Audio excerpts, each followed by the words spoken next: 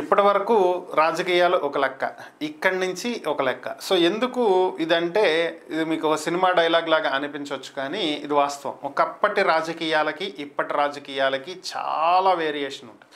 So ఒకప్పుడు రాజకీయాలు అంటే విధానపరంగా, పాలసీస్ పరంగా ఒకరినొకరు విమర్శించుకోవటం, ఆ ప్రభుత్వంలో ఈ తప్పులు జరిగినాయి, ఆ ప్రభుత్వంలో ఈ స్కాములు జరిగినాయి, ఈ ప్రభుత్వం ఈ హామీలు ఇచ్చింది వీటిని నెరవేర్చలేదు, మేము వస్తే ఇది చేస్తాం, మేము వస్తే అది చేస్తాం, ఇలాంటివే ఉండేవి. కానీ ఇప్పటి రాజకీయాలు కనుక మీరు ఒకసారి గమనించినట్లయితే వ్యక్తిగత దూషణలు, వ్యక్తిగత విమర్శలు, వ్యక్తిత్వ హననం, సో ఇలాంటివే ప్రధానంగా కనిపిస్తాయి. సో ఇది భవిష్యత్తులో ఏమైనా మారేటువంటి అవకాశం ఉందా అంటే దాదాపుగా లేదు. భవిష్యత్తు కూడా అదే ఉండబోతుంది. ఎందుకు అంటే ప్రస్తుతం దీనికి best example YSR Congress party అధినేత జగన్మోహన్ రెడ్డి చేసినటువంటి వ్యాఖ్యలు, ఇచ్చినటువంటి వార్నింగ్.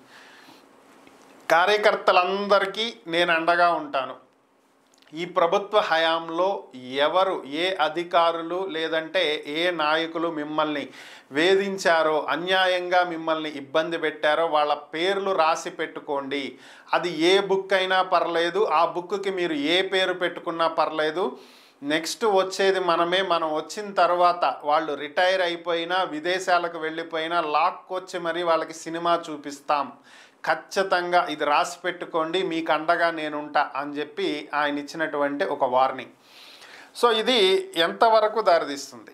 సో గత ప్రభుత్వ హయాంలో అప్పటి మంత్రులు చేసినటువంటి వ్యాఖ్యలు, అబ్యూజ్డ్ వర్డ్స్, అన్పార్లమెంటరీ లాంగ్వేజ్, నోటికి ఏదొస్తే అది మాట్లాడటం, మాకేంట్లే, మాకు ప్రజలు అబ్సల్యూట్ మెజారిటీ ఇచ్చారు కదా అనేటువంటి అహంకారంతో చేసినటువంటి వ్యాఖ్యలు.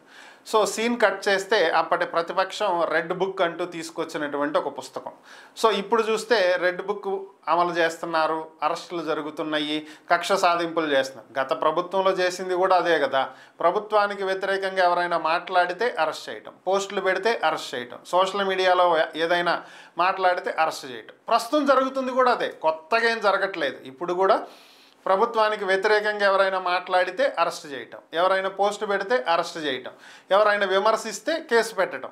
సో చివరికి ఎలా అయిందంటే సామాన్యుడికి వాక్ స్వాతంత్రాన్ని కూడా హరించేటువంటి స్థితికి ప్రస్తుతం ఉన్నటువంటి రాజకీయ పార్టీలు దిగజారిపోయినాయి అనటంలో ఎటువంటి అతిశయోక్తి లేదు. ఏది స్వేచ్ఛగా మాట్లాడుకునే అవకాశమే లేకుండా చేస్తున్నారు. ఎవరు అధికారంలో ఉంటే వాళ్ళకి భజన చేయాలి, వాళ్ళ గురించి గొప్పగా చెప్పాలి, వాళ్ళు ఏం చెయ్యకపోయినా చేశారని చెప్పాలి. సో ఇదే పరిస్థితి. గతంలో నడిచింది అదే, ఇప్పుడు నడుస్తుంది అదే, రేపొద్దు నడవబోయేది కూడా అదే అనేదే ఇక్కడ కనిపిస్తున్నటువంటి అంశం. సో మరి ఓవరాల్గా 5 ఏళ్లకు ఒకసారి ప్రజలు మాత్రం గుడ్డిగా ఈ రాజకీయ పార్టీలను నమ్మి, ఇదిగో వీళ్ళు వస్తే మాకేం ఒరగబెట్టలేదు, వాళ్ళు వస్తే ఏమన్నా చేస్తారేమోనని చెప్పి వాళ్ళు ఇచ్చే పనికిమాలిన హామీలను నమ్మి వాళ్ళకు ఓట్లేసి వాళ్ళని గెలిపించి అధికార మార్పు తీసుకొచ్చి వాళ్ళని కూర్చోబెట్టడం. సో వాళ్ళు కూడా మళ్ళీ ఇదే చేస్తే వాళ్ళు అదే చేశారు, వీళ్ళు ఇదే చేశారు, మళ్ళీ నెక్స్ట్ 5 ఇయర్స్ అవ్వగానే మళ్ళీ వాళ్ళని తీసుకొచ్చి కూర్చోబెట్టడం. ఓవరాల్గా అధికార మార్పిడిలో భాగస్వాములు అవుతున్నటువంటి ప్రజలు మాత్రం ప్రజలకు కావలసినటువంటి ప్రభుత్వ ఫలాలలో భాగస్వాములు కాలేకపోతున్నారు. ప్రజలను వెర్రి గొర్రెలను చేసి ఆడిస్తున్నటువంటి రాజకీయ పార్టీలు ఓవరాల్గా చూస్తే మోసపోతుంది మాత్రం ప్రజలే అవుతున్నారు తప్ప, ఎవరు అధికారంలో ఉంటే వాళ్ళ అధికారాన్ని చూపించుకుంటాం, వాళ్ళ అధికారానికి తగ్గట్టుగా ప్రతిపక్షాల మీద, ప్రత్యర్థుల మీద కక్ష సాధింపు చర్యలకు పాల్పడుతూ అధికార దుర్వినియోగానికి పాల్పడటం తప్ప వేరొకటి కనిపించట్లా. నెక్స్ట్ జరగబోయేది కూడా అదేలా కనిపిస్తుంది. ఇది పరిస్థితి.